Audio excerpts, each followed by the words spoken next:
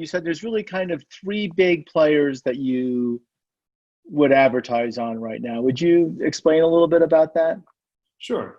So there's three sort of core areas of digital. One is search. So search being like the search engines, Bing, Google, etc. Very much dominated by Google and all of their products.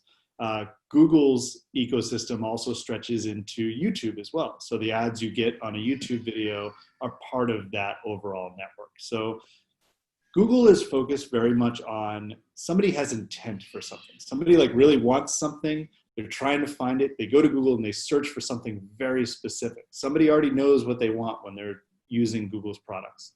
Understood. YouTube a little bit different because you might be consuming a video, but it's still related to what you're looking for.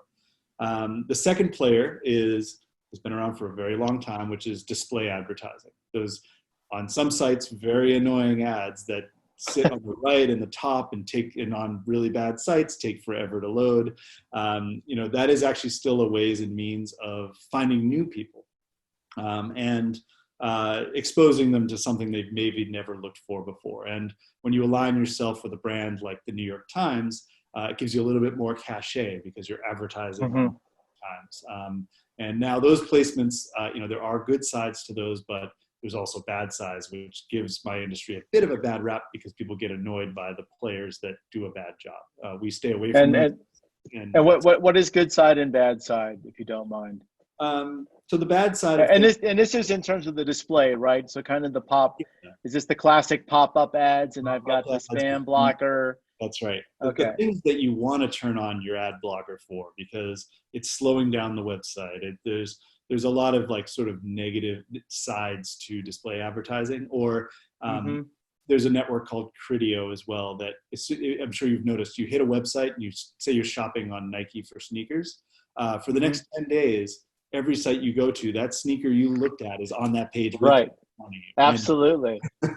And there's a ways and means to do that effectively, and then there's a ways and means to annoy people in the biggest way too. So while those can be effective and they're still going to exist, we use them. We don't use that degree. We remind people when they should be reminded that maybe they want to buy that product, and it can be done in a good way in those regards.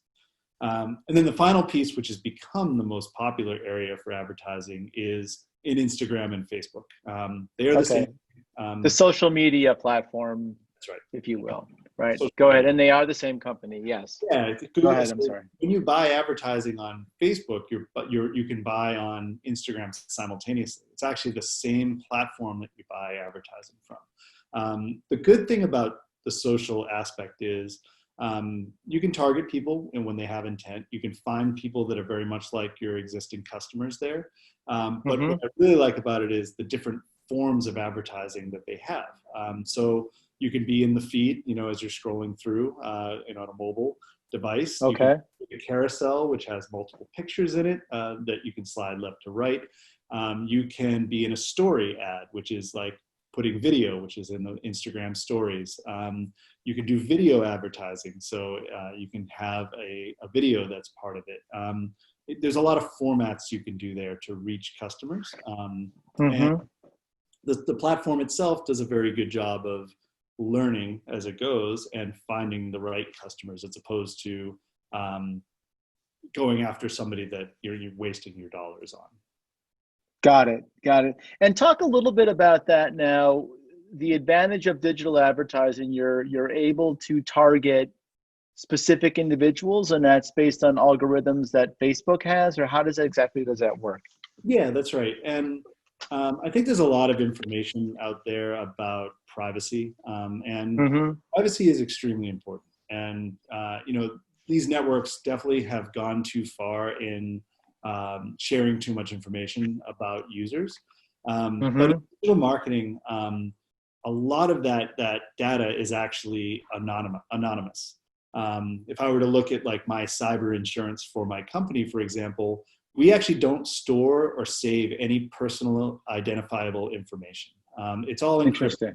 So what the Facebook algorithm does for us is we can say, here are all our customers.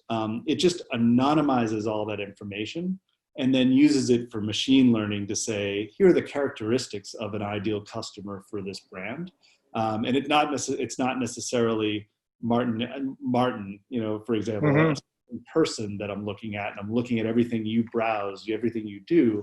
It's a collective of a bunch of people that are very much like you, Martin, and that you're the type of person I want to advertise to. So I'm going to find, because of their digital information, thousands of other Martins out there that would want to buy my God product. help us.